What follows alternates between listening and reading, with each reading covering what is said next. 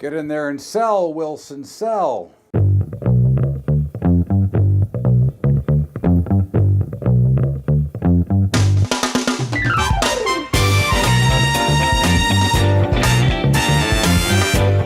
What's up, everybody? Welcome aboard to Bubba's Daily Update. Todd Bubba Horwitz with you. And I don't know, we saw a little action. We commented last night that if we could see a pickup in volatility, the markets could be in real trouble. And of course, we did see a pickup in volatility, and the markets were in a little bit of trouble. I mean, it wasn't, let's not get carried away. The Dow was down a couple hundred points. S&P was down about 20. Russell was down pretty big today, which makes sense. It's gone nothing but straight up. So why would we be surprised? This is potentially a start of a sell-off, but we're not going to be crazy here. We're not going to start to sell into it. What we're going to really watch for now is if there's a subsequent bounce back rally that fails. That would be an indication that we would want to be a seller. That's what we're looking for, is the potential bounce back. That's why we sit back patiently and try to watch the market footprint before getting too overwhelmed by what's going on. Yes, the markets were selling off hard, but they came back and they did not collapse, okay? But the key here was volatility did spike to one of the biggest moves it's had in the last few weeks. That is something that could mean that we're going to see much lower pricing now. So let's keep an eye on this as we watch and be ready for it, because again, the Russell had blown off to the upside, which is no surprise that it sold off. NASDAQ got hammered, no surprise when we look at the overall picture. And this is important to understand, that the markets do not announce themselves and say, well, it's time to sell off. They are now giving you a sign. So now it's how do you react to the next action? And that's what we're looking for. We're looking for the next rally that comes to fail at a lower high. If that being the case, we'd be looking to sell. Now, the Dow is still by far the weakest index. And I think that's something that we should be concerned about just in general. That is an issue and a problem to be dealt with. The bonds rallied today, not as much as you might have thought, but they did rally. And they're up right around that 144 level, which is where we want to be sellers here.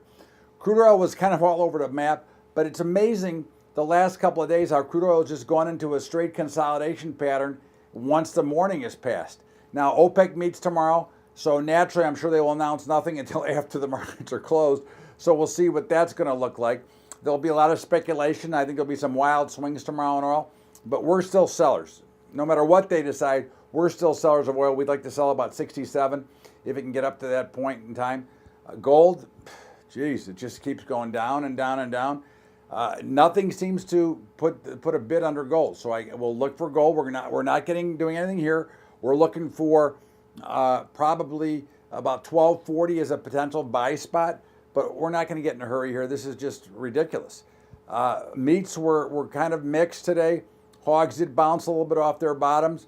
The cattle was a little bit lower, but nothing to get nervous about. You've got a cattle on feed tomorrow report, which another genius decision by the USDA to announce the biggest report for cattle after the markets close, and they're not open again until Monday at 9:30.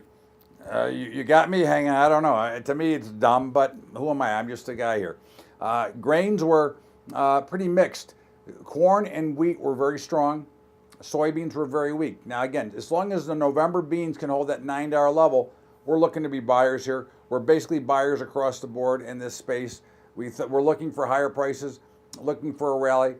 But again, so now we're going into a weekend. Now, is there going to be any panic into this weekend tomorrow? That's the real key, is the action. Now, I would suggest that if we get a spike or a gap higher open, that might be something to look at to sell. But you got to find a good solid footprint to sell into it. If we plunge early, I'm assuming you'll get some sort of a bounce off that. So again, it's a little bit quirky here. So let's be careful. Again, we're going to stay, neutral with a short bias right now. But again, we're going to wait for the right opportunities to try to jump in here and look for the opportunity. We wanted to see the sell-off. We got that. We wanted higher volatility. We got that. So let's see how the rest of this story plays out. This is Bubba's Daily Update. Todd Bubba Horwitz. And of course, remember our highschoolinvesting.com. If you want to help us out, go to patreon.com/Bubba Trading. That's to help our high school investing, help the kids get some financial literacy. 9 years going, and I've paid for every dime myself, and now looking for some help, and I have had some help through Patreon. So if you'd like to be one of those, please go to patreon.com/Bubba Trading. And don't forget to catch the Bubba Show every day at libertytalk.fm, 4 to 5 Eastern.